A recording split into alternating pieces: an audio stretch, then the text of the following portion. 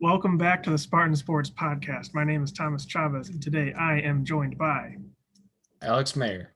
Carter Fry. Darren Baydoun. All right, boys. How are we doing on this Thursday afternoon? It's Masters Week. Yes, sir. What we like to see.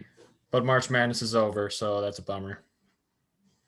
It is raining, Yeah. It is. so that's not fun. Yeah. But, March Madness is over. It was an exciting time. The Baylor Bears did win. And now that that's finally over, NFL news is starting to pick up. Draft is getting closer and closer. There was a big trade a few days ago. Carolina Panthers traded a sixth-round pick this year, a second-round pick next year, and a fourth-round pick next year in exchange for Sam Darnold from the New York Jets. Alex, start with you. How are we feeling about this trade? Makes a lot of sense for the Jets, considering that Robert Saleh is now their new coach, and similar to the Lions, a new regime is coming to the New York Jets franchise. And it was obvious that Sam Darnold just wasn't a good fit there, and he's a quarterback that really just could have used a change of scenery. And that's probably what the Carolina Panthers are hoping in this trade, is that in a new uniform, Sam Darnold can perform like that third overall pick that he was picked as back in 2018. We'll get into that a little bit later. Spoiler alert. But for the Panthers, I don't understand why. I feel like Teddy Bridgewater wasn't all that bad for them. They didn't win a ton of games. They obviously didn't win as many games as they would have hoped. But I didn't really see them as a team that needed to go out and get a quarterback. And I thought that maybe someone like Trey Lance maybe could have faulted them. I can't remember if they're like 9th or 10th pick in the draft in the first round. Can someone fill me? What pick are they? I think They're the 8th pick. Well, they are the 8th pick. Eighth pick. Okay, so for all they know, a quarterback could have fell to them. So I don't really get why they went out and got Darnold. What they gave up for him isn't going to break the bank, but just hopefully we can see some better football out of Sam Darnold here, because it's still early in his career and you never know. Carter, quick thoughts on the trade? Yeah. I mean, I personally don't really know what the Panthers are doing. Obviously, Sam Darnold's still a lot of time to develop.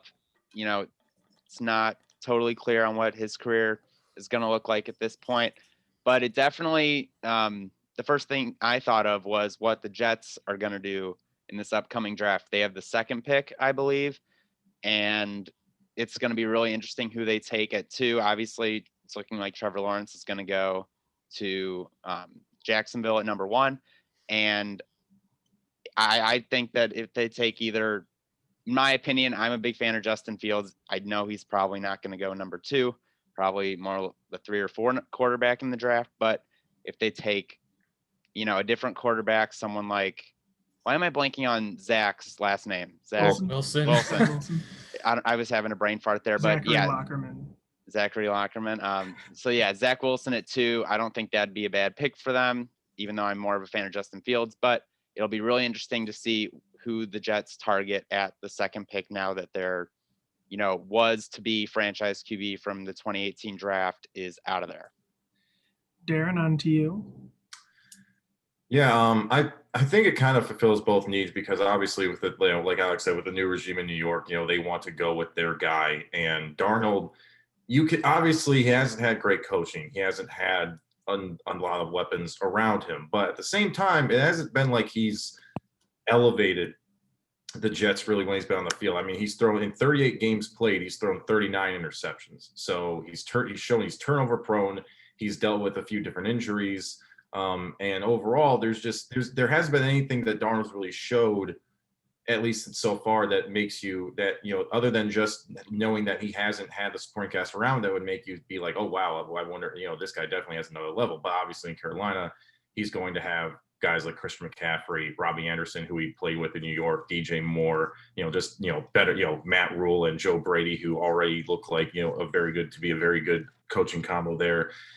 And yeah, I mean, Teddy Bridgewater maybe isn't terrible, but he's he's definitely not the kind of quarterback that's going to go out and win you a Super Bowl. So they're banking on Darnold having like another gear to him that they can unlock now with hopefully with a real supporting cast around them. For the Jets, they get probably the best they could have gotten for him, and they get the pick. It's probably going to be Wilson at number 2, so they get to roll with them. For the Panthers, you get 2 years to see if you can build something out of Darnold, and then if it doesn't work out, then go. All you can do is go and get another guy. Yeah. For me, when I'm looking at this trade, especially as far as Darnold is concerned, he's never been protected in his time in New York. He's been one of the most pressured quarterbacks in the NFL. His rookie season, he was pressured on 24% of his dropbacks, and it just got worse from there. His second season, he was pressured on 28% of his dropbacks, and last year he was pressured on 27% of them. So over a quarter of the time he's coming back to pass, he's already getting met in the backfield by someone. So obviously it's not a great scenario to be in, especially for a young quarterback who is still only 23 years old. And, I think for the Carolina Panthers, having such a young quarterback like that, who still obviously has the potential to, be a franchise quarterback. He was projected to be the number 1 pick in 2018 for a reason. He has a lot of potential. So I see this as a low risk, high reward move for the Panthers. Worst comes to worse, they're just bad and they get a top pick next year to draft a quarterback. Otherwise, maybe they have their future quarterback. They are allowing Teddy Bridgewater to look for trade partners. They told him that he can pick wherever he wants. Otherwise, if he wants to stay, he can obviously stay. But yeah, it's going to be interesting to see the Panthers next year. I think that Sam Darnold has a great opportunity there. He's reunited with Robbie Anderson, who has been his best target when he was in New York. And yeah, I think that there's a great opportunity here for the Panthers and Sam Darnold. I will say it's interesting that Darnold never got a chance to play with Saleh, who I'm a big fan of. I think he's going to come in there, totally change the culture with the Jets. And yeah, just, him going to Carolina, good fresh start. But I would maybe have liked to see him in one season with Saleh. But with how loaded this draft class is, I can see why the Jets wanted to pounce on it this year and go grab a QB. He's not even going to be – we don't know because they still have Bridgewater as of right now. Obviously, they can make a move to either, release him or trade him. But Darnold's not – Bridgewater's not going to just give up being a starter. So, there could be a situation where he's not – he's going to have to fight for it. We could – what happens if he does lose that competition going into the season? It's like, well – if he's not good enough to beat Teddy Bridgewater, who's considered to be like, a median among quarterbacks in terms of being, good enough to win you a game, but, not good enough to really carry you, to a Super Bowl, then what do you really have? Because at that point, if he can't even beat out Teddy Bridgewater, then you're probably looking at what's already a sunk cost.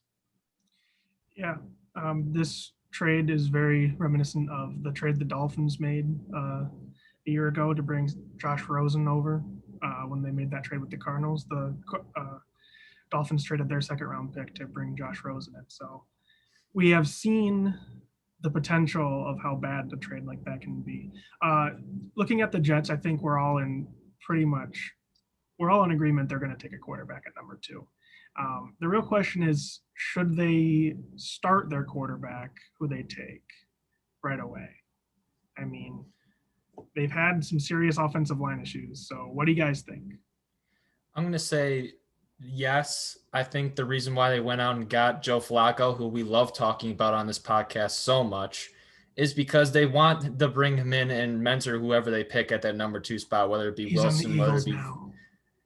Oh no! Oh my gosh!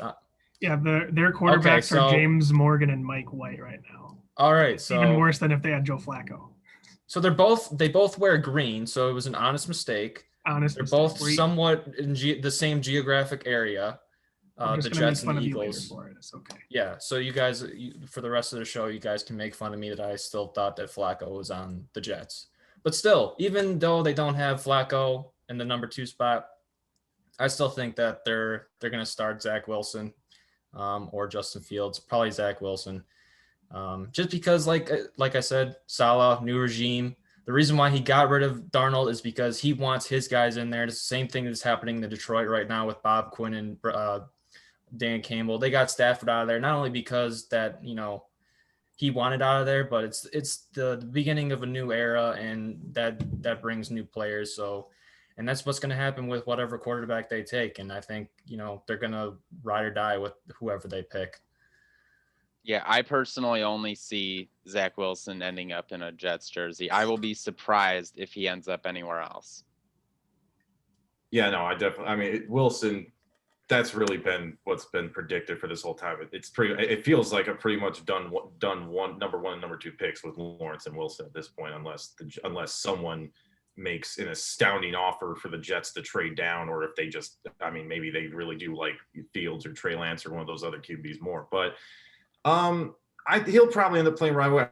Listen, New York, up until they sign a veteran, if New York doesn't sign anybody else, well, it'll presumably have to be Wilson, because obviously he's going to be the only guy they have, really. So, and he's going to have to play at some point. So obviously you don't want to repeat the mistakes that they made with Sam Darnold in terms of not giving him enough to work with. But they've tried it, but I think, they're probably going to go after offensive line. They're going to try, and make sure that they get more of a supporting cast around him early. I think they're going to make sure they do that after, once they take Wilson or whatever quarterback at number 2. Because I do believe they have Seattle's pick as well in this draft. So they have 2 picks in the first round. So they'll be able to get a difference maker there too, to try and bring it to possibly help him, whether it's a receiver, offensive lineman, whatever that may be. But yeah, he's got to play at some point. So, if they don't bring anyone in, you could just be like, listen, we're not going to be good right away. So, hey, roll with it, learn, roll with the punches, whatever they may be. And we're going to help build this up around you over the next 5 years. Yeah, I certainly see it as, Zach Wilson's probably a lock at number 2. I wouldn't want to start him right away, especially with the offensive line that they have had. Even if you draft rookie offensive linemen, there's no guarantee that they're going to play well their first season. So, when I was looking at it, just like looking at their depth chart, even if they do start Wilson next year, they should still look to bring a veteran quarterback in to be the backup, if not the starter. Alex Smith is still available, for God's sake. Why not just, see what you got there for a year? That's Nick not a bad Mullins move. would be a cheaper option. He's been capable of playing quarterback. That's more than Mike White can say. No offense to you, but Mike, we haven't seen you play in the NFL yet. So yeah, I don't know. But other than that, in the next 2 drafts, the Jets do have 21 picks, and 7 of those fall in the first 2 rounds. So there is an opportunity to, bring a lot of talent in and weapons in to help Zach Wilson, assuming he gets drafted number 2. So the Jets have a bright future. They got a new head coach. They're going to have a nice young quarterback, and they can just hit the reset button. And I'm interested to see what they look like next year and 3 years from now. But yeah, anything else you guys want to say about this trade? Jets, Jets. Saleh is a winner. I agree with you, Thomas. They have a very bright future.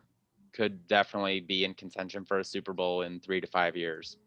I had no idea they had that many draft picks. They're like the Oklahoma City Thunder of the NFL out here. I know, right? It's wild. All right, but speaking of Sam Darnold, he was part of that really hyped up 2018 quarterback draft class. There were 5 quarterbacks taken in the first round that year, and some of them panned out. Some of them may or may not be on the San Francisco training camp squad or practice squad or whatever you call it. That's just how it goes in the NFL. Sometimes you're just not, good enough, or you get shot in the foot by having no good offensive linemen for both the teams you play for. Anyways. Someone is upset about the Steelers. No, I'm not. I'm just saying that Josh Rosen kind of got screwed over by both the Cardinals and Dolphins being inept at playing football. Oh, I thought you were referring to Mason Rudolph for a second. When you offensive Mason line. Rudolph. Okay, they got Dwayne Haskins now. It's okay. Dwayne Haskins is the future of the Steelers. You mark my words. All right. Anyways, I think our plan here was we're going to rank those 5 quarterbacks that got drafted in that round. We'll start from 5 and work our way up to 1. I think we all have unanimous number 5. I have Josh Rosen. Does anyone else disagree with me? Nope. What happened to that man's career? It's funny because I remember going into that draft, obviously people thought that, a player, maybe Baker Mayfield or Josh Allen or Sam Darnold had better city, but everyone thought that Rosen was the most pro ready quarterback out of any of the big guys. And obviously the Arizona team that he got drafted to was terrible, very absolutely terrible. And it doesn't help that, but at the same time, it's like, I mean, Miami could have started him over Fitzpatrick, but he didn't. He didn't show he was good enough. And Miami wasn't great the year after that either. But at the same time, if it's, you kind of just look at the guy. It's like, well, I mean, he's not good. He's not. I mean, I don't mean to bash him, but in terms of what little he's shown, so far, he's just. There are just some guys when they get in the league, you can look as good as you look in college, but especially, when you get into the league, I mean, they just fall absolutely flat. And unfortunately, he was one of those guys. Yeah. Didn't he have like an arrogance issue? I feel like in his pre-draft process, he made a bunch of like ballsy quotes or maybe was that during his time in Arizona. There were concerns in the pre-draft process because he came from a rich family or something like that. So just like there were concerns about whether or not he was going to be an arrogant football player, even if he was like an actual leader on the field. But, I honestly got Darnold and Rosen confused a lot just because they both played at LA colleges, and then throw in Josh Rosen and Josh Allen. Those two got confused with me a lot. So I definitely remember going into the draft, I thought there were 3 QBs that were essentially the same. But as we've seen, they are spread out very far apart in the talent region, as we've come to see. Yeah, he has started a season's worth of games over the span of his career. He has played in 16 games, 3 and 13 record. Sorry, if it was a 13-3 record, that we'd be putting him at a different spot on this list. But only 67.6% of his career passes are considered on target. That's pretty bad. I was like completion percentage. That's not bad, but then I was on target. Oh, yeah, that's meaning that only 2/3 of his passes were ever where they were supposed to go. Right. That's not good. That's probably what I can muster up is about 2/3 of my passes being catchable. Yeah. So not great, but obviously, he had faced more pressure than Sam Darnold did. He was pressured on 36% of his dropbacks. So I think that it's a mixture of he wasn't, going to be the guy, and he played on some really bad teams. So any confidence that he had was probably shot after that. So rest in peace to Josh Rosen. But we think he's done for his career. He's never coming back. I mean, I think that Nathan Peterman has a better chance of sticking around in the NFL than Josh Rosen does. Wow. That's hard. That's harsh. And that's partially because apparently Nathan Peterman is a Gruden grinder. He's been sticking around with the Raiders for a while, so I don't know. I don't know what's going on. Anyways, let's move on to number 4. I have Sam Darnold. I don't know if any of you guys have anything different than that. No, we're all in agreement, Sam Darnold. Obviously, I talked about his pressure that he's faced. Even though I do think that Sam Darnold does have a lot of upside still, despite being pressured more than any of the other quarterbacks besides Josh Rosen in this draft class. I mean, 27% last year is pretty sad. His bad throw percentage, it's pretty much excluding throwaways and spikes.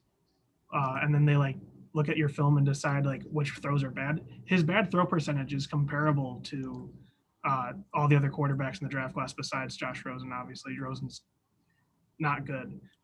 But yeah, I think that Darnold has the potential to move up if he can turn his career around in Carolina. But other than that, he's at 4 because he hasn't had success. I mean, even if Darnold does, go up from where he's at right now, he still has to overcome Josh Allen, Lamar Jackson, and Baker Mayfield, who all are playing pretty well at the moment. So I think he's a definitive 4. Well, yeah, probably. But I think I think the biggest gap is between 3 and 4 here. Yeah. If Darnold does end up turning it around and becoming a franchise quarterback, and he can win a Super Bowl, that's going to boost him up quite a lot, though, especially compared to the guys that haven't. Oh, for So sure. Quite the turnaround, though. It would be quite the turnaround, but he's only 23 years old. He's on a new team that is objectively better than the Jets were last year. He has a chance. I'm not saying it's going to happen. There's always a chance. But there's a chance. Yeah. Right. Sam Darnold, I'm going to dump some stats here. 13 and 25 on his career. He has a 78.6 quarterback rating. That's another oof. His touchdown to interception ratio is 45 to 39. So, those are Eli Manning numbers. Oh, yeah, really. I think the one highlight of his career is he went off like last season in an upset against the Cowboys. For some reason, I just was watching that game, and he looked actually pretty damn good and led the Jets over the Cowboys in that game. And then he had one sick run this past season on Thursday night against the Broncos. And that's about it. When you say Sam Darnold, those are about the 2 moments I remember from his career. Didn't he also get hurt in that Broncos game? I think so. I think he got And hurt then, like a minute after he made that huge run. Yeah. I couldn't tell you who came in after him, though. It was Joseph Flacco. Yeah, it was Flacco. It was Joseph Flacco. Oh, okay. A Hall of Famer. Who is now on the Eagles. Yeah, he's on the Eagles. Mm-hmm. Yep. We're not bringing him up anymore, though. We talk about him too much. All right. People are getting tired of it. All right. I feel like number 3 is where we're going to start seeing differences in our list. I want to hear what you guys have first, because I feel like I'm about to get a lot of hate for who I have here. So I'm going to start with Alex. Who do you have at number 3? I have Baker Mayfield. I think Baker is number 3 because he just this year he started winning games. He's had 3,500 passing yards and 20 touchdowns in each season he's played in, which is not bad. It's just that he had a rough start to his career because of the coaching, and Cleveland was still getting sorted out. Now that it has been sorted out with Stefanski, and the Browns are actually a respectable franchise now, I think his stock will continue to go up. He showed some promise this year. He didn't make as many dumb decisions as he has in year past. And it showed it in that playoff win that he had in Pittsburgh early in January. So I think Baker, his stock is going to go up. But I don't see him above Lamar or Josh Allen just yet. Yeah, no, I would agree with that. I mean, his rookie year, he showed a lot of promise. But then with making Freddie Kitchens the head coach and just, coming in with all the expectations after training for Odell in 2019, they just fell flat on their face, and he had a bad season. He dealt with turnover issues, and Stefanski was able to put in the system around him where, they run the ball a ton, they work off of play action, and they, get him on the move, get him on the move and rollouts and stuff like that. And he created a system that is built to his strengths, which, if there's a reason why I believe he's below Allen and Jackson, is that, those 2 guys can make a system. The system, not saying that Baker couldn't, just that Stefanski is the whole reason why he was successful. Obviously he's talented, but it does look like he is definitely more suited to an offense that runs the football a ton and doesn't force him to have to throw the ball all the time. But he played well last year, and he's got the swag to go out there and to, and he's not afraid of the moment. And yeah, I mean, he definitely looks, after last season, I think a lot of people had doubts about him after 2019, but after last season, he definitely looks like that. With Stefanski there, he could potentially be the long-term solution in Cleveland, which you know, I could only imagine how that must make Browns fans feel to finally be able to say that they have a quarterback like after all this time. Yeah, I have I mean, a different go ahead. player. I have a different player. Carter, if you have the same guy, you can go ahead and say something. I have someone else. Yeah, no, I had a feeling you had someone else because I think Baker should be the obvious choice here. I mean, I think after that game against the Texans, Josh Allen, who I'm not trying to get ahead of myself, but I have him at number 2, and I think that put him over Baker for me. Even though they lost that game, I saw something in Josh Allen that game that impressed me more than anything Baker's done so far. Obviously, Baker has brought the Browns back from the trenches. He's got people in Cleveland excited again. You know, any of these 3 guys could end up at number 1 by the end of their careers here. You know, that time will only tell how that plays out. But right now, I think Baker sits at number 3 for me just because I've seen more impressive stuff from the top 2. All right. Are you guys ready to be mad at me? He's going to say Lamar, isn't he? Lamar is my number 3 quarterback. The only one with an MVP? I was about to Explain say, yourself. Patience. Explain yourself. that's pretty. Patience. Explain yourself. Lamar Jackson has a very limited skill set as a passer. Can we not agree on this? As of agree right with that. now, although there's no reason to think that he can improve that as he goes on. The Baltimore offense is very read option, run pass option heavy. Does not throw down the sidelines very often. A lot of the plays are across the middle of the field. And while that was very successful in his MVP season, we saw this year that teams are starting to catch on to that. It's a very gimmicky offense. Run pass options, read options, those are gimmicks.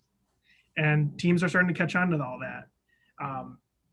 In his second year, he faced 140 blitzes, and he only got pressured 16.2% of the time. Last year, he faced almost, I think, around 100 and was pressured 22% of the time. He's been getting pressured much more often on much less blitzing by teams. Teams are starting to catch on to the Ravens and the way that they run the offense. And frankly, I think Lamar Jackson works very well in the offense that they have set up for him. I think that in a different offense, it's going to be a much different story. He can run the ball, that there's no question about that. But in terms of improvisation of throwing, I would put him below Sam Darnold, honestly. I don't think he's a very good improviser with throws. So I just think that we've seen him reach close to his peak, personally. I could be wrong. He could very well be up to number 1, but right now, in my opinion, I think that we're pretty much seeing the most of what Lamar Jackson can do. That's just me. Yeah, me personally, I think he heard the critics this year. You know, obviously he had nowhere near the numbers that he had during his MVP season. He struggled in the playoffs, but I have a strong feeling next season he's going to be right back at it, top of the league in, the quarterback department. Obviously we'll have to see, but I think Lamar will be back and almost as good as he was in 2019 next year. If I'm not mistaken, he's also made the playoffs in each of his 3 years and been a first-round exit all 3 years, right? No, he won't. He beat the Titans. He will beat the Titans. Yep. He beat the Titans this year? Yeah. Oh, Yep. well, They advanced 1 round. okay. He won 1.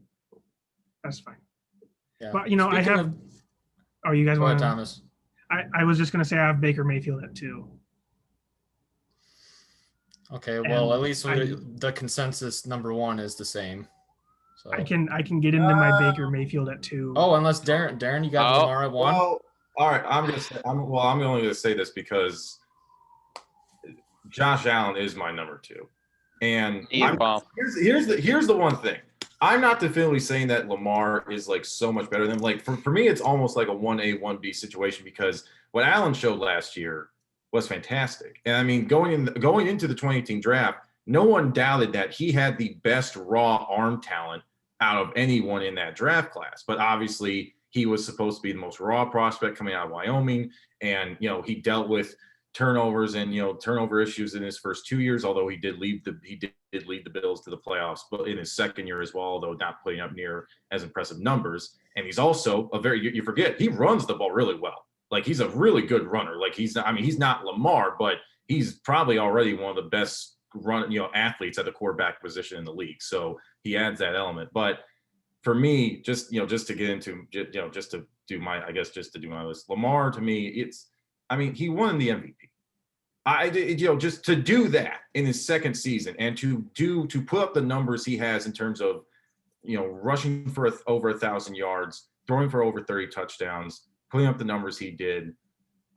Is he the most accurate thrower from the pocket as of right now? No, he's not. But Lamar Jackson is a weapon that is a weapon at quarterback that we've never, like, not even Michael Vick was able to combine the, because obviously Michael Vick was great as a runner, but other than really once he got the Eagles, he never was great throwing the football. Never was. Lamar is already better than that.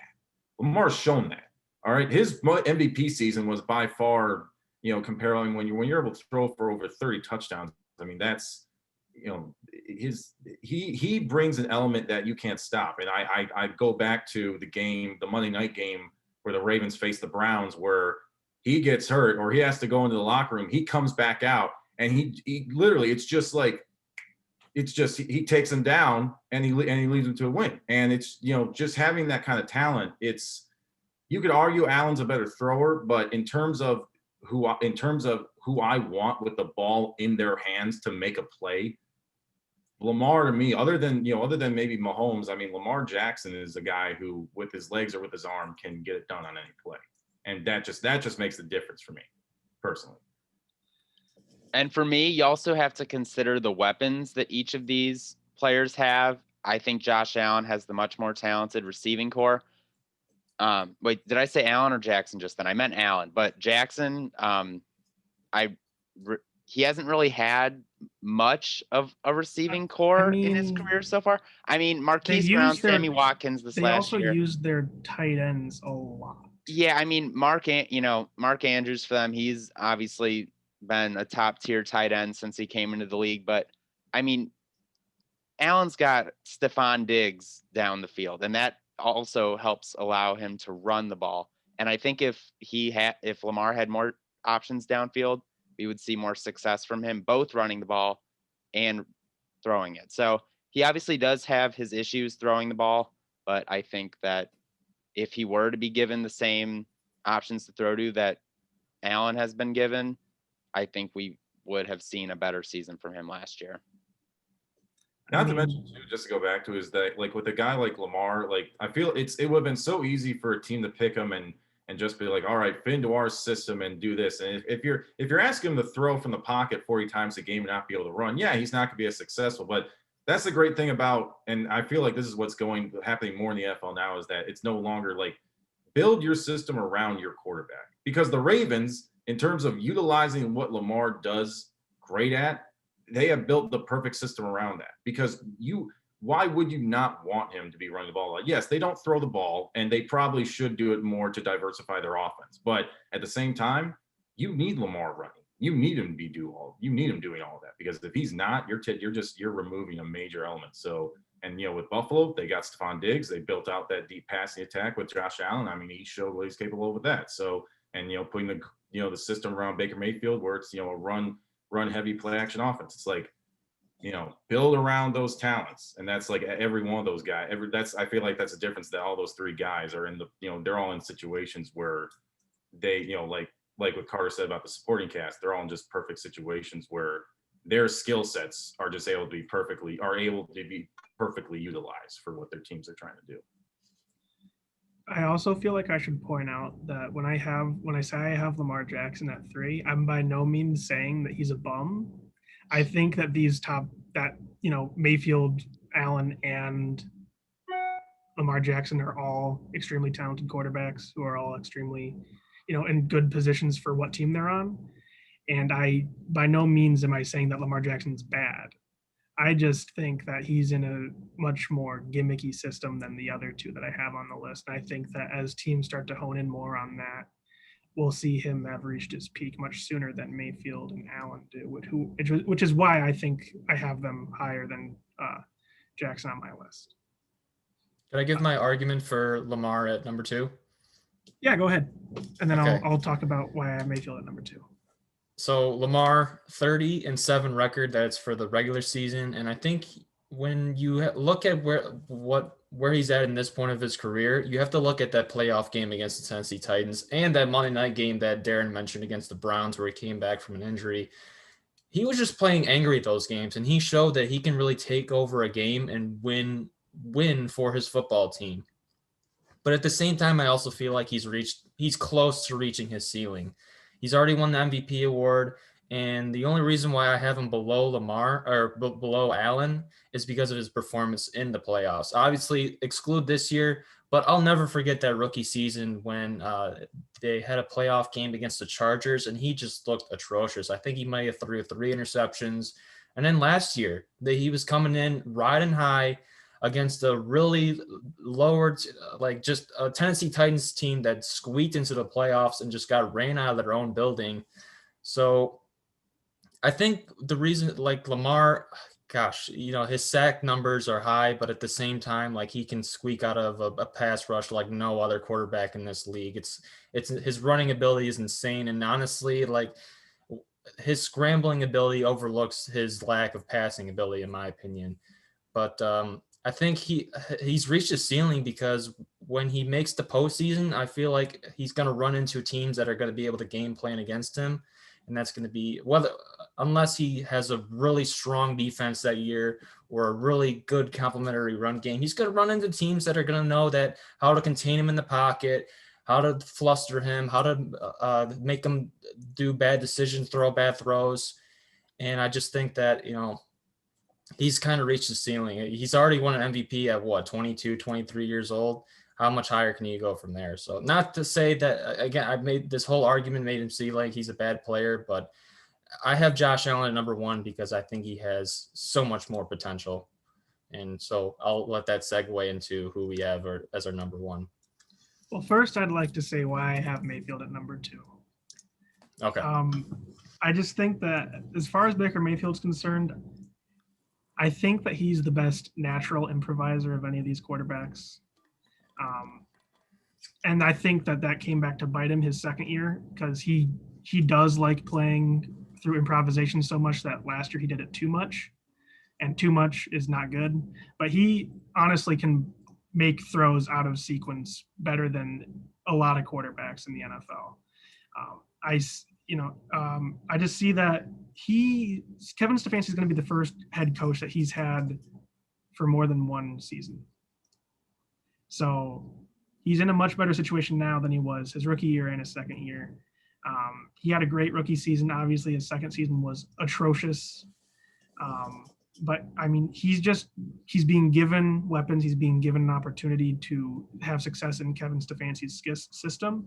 And I think that they're finding a balance of having, those play action plays, those running plays, while also giving him the chance to still improvise when the play breaks down and keeping him moving pocket and all that kind of stuff. So I think Baker Mayfield, if things continue to go well for the Browns, might potentially become number 1. I would love to see that. I love Baker Mayfield's game.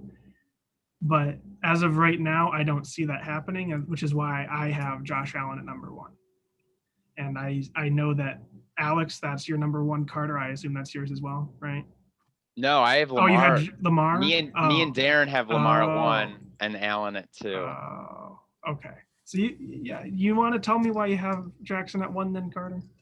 Well, yeah, I was getting into it a little bit earlier, but comparing him and Allen, I think, like Alex said, it's a 1A, 1B type situation, but I have it the other way around. He's got an MVP already. And yes, that might be his ceiling, but if he can stay near that ceiling for his whole, for a good majority of his career, I mean, that's a hell of a career. I mean, MVP, that's not, a low bar by any means. And Josh Allen, I think he's got better weapons than Lamar does. Give Lamar a Stephon Diggs, and I think you see a huge improvement. Obviously, I think he's the best runner in the draft, or coming from this draft. yeah, I mean, Darren can probably elaborate more. He's probably more of a football guy than me. Probably seen Lamar and Josh Allen play more games, but from what I have seen, and I had Lamar on my fantasy team last season, so this might be a little biased, but yeah, he obviously disappointed a little bit more last year, and we definitely saw Josh Allen go up more. So I think the difference between them two shrank a lot, but I still think because he has an MVP, he is just above Josh. And Josh hasn't won an MVP, hasn't made it to the Super Bowl. He still has a lot to prove, I think, even though the talent's there. Um, yeah, I just think Lamar still has the slight edge because of that MVP. I know it's not a very sound argument, but Mine wasn't either, so it's okay. yeah, like a lot of this goes off the eye test and how I've seen them play. Obviously, Lamar has disappointed in the playoffs, and Josh Allen's had more success, but I don't know. He has an MVP in his trophy case. I don't know how you can't argue him number one. I mean, I'm about to argue Josh Allen number one. So clearly, I'm here. Convince me, please. All right. When you look at the way that Josh Allen has jumped from his rookie season to last season, it's an astounding jump. His completion percentage went from 52% his rookie year to 69 this year. He passed for over 4,000 yards, 4,500 yards, 37 touchdowns. He's a great runner. He's not Lamar Jackson level runner, but he is a great runner. And he's also, his bad throw percentage has also lowered from his rookie year at 25% all the way down to 16%, which is the lowest of any of the quarterbacks in this draft class last year. He was in MVP conversations last year at the beginning of the year. He got off to a really hot start, started to cool off a little bit, but obviously he still had some fantastic performances late in the season. I'm basing this more off of projection than I am current success when I say that Josh Allen is number one. I think that he has the potential to be an MVP winner. I think he has the potential to be a Super Bowl winner. And just if he continues to improve, even if like his ceiling is like 2 seasons away, if he continues to improve from what he's done so far, I mean, I think he could be top 5 quarterback in the NFL. He's also, something I was looking at was game-winning drives for these guys. He has the most of any of the guys in this draft class. He has 11. Mayfield was second with 7. Lamar only has 4, but that's partially because Lamar's been on some pretty good teams. So he hasn't really had to come back to win. But I really like Josh Allen. I think that he's a very natural passer, just has a great feel for the pocket and everything like that. And projection-wise, this is why I have him at number one, because I think that he'll ultimately be the best quarterback in this draft class if he's not already. Yeah, I mean, the thing with Lamar, because so much of his game relies on running, at some point he's gonna slow down a bit with age. So I definitely do agree with you that Allen might have more success over a longer period of time. But yeah, I think I was probably basing my rankings more off of what they've done so far. But if you're considering the future more, I might also have Allen above Lamar. But I was obviously thinking differently, so I'm going to keep Lamar at number one for me. Alex, would you like to say why you have Josh Allen as your number one? Is there anything Yeah, I missed? I weighed in his the success he's had as of recently and his projection and my ruling for him being number one. Obviously, Lamar has him beat in career accomplishments so far with a better record, obviously MVP, playoff appearances. But I just see the Bills becoming just almost like a dynasty in the next few years with Josh Allen at the helm. I mean, if you look at what he did Thomas said it's 69% completion rate this year. That's insane. I mean, that's like Tom Brady numbers in his prime, and he's only in his fourth year. So, and I love the playoff run they had this year. If the Chiefs just weren't the super team they're in the Super Bowl and they're playing the Tampa Bay Buccaneers. So, that they beat a really tough Colts team. They beat a really tough. Gosh, who else did they beat? The Colts and Ravens. doesn't matter. Josh Allen played great. Ravens. Ravens. So Josh Allen played. 1-0 against Lamar in the playoffs. There you go. There you go. He's there. That makes him so much better than Lamar. Thank you, Thomas. Again, I'm choking during my argument for number one. This is really sad. I just like Josh Allen as a player. I think he obviously doesn't have close to the same running ability as Lamar Jackson, but he's almost like a running back down there. He's a really big guy who can power in his way in for goal line touchdowns. His throwing ability is insane.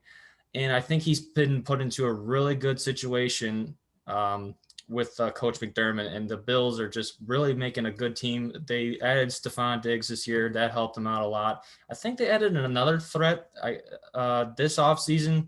His name is escaping me, of course.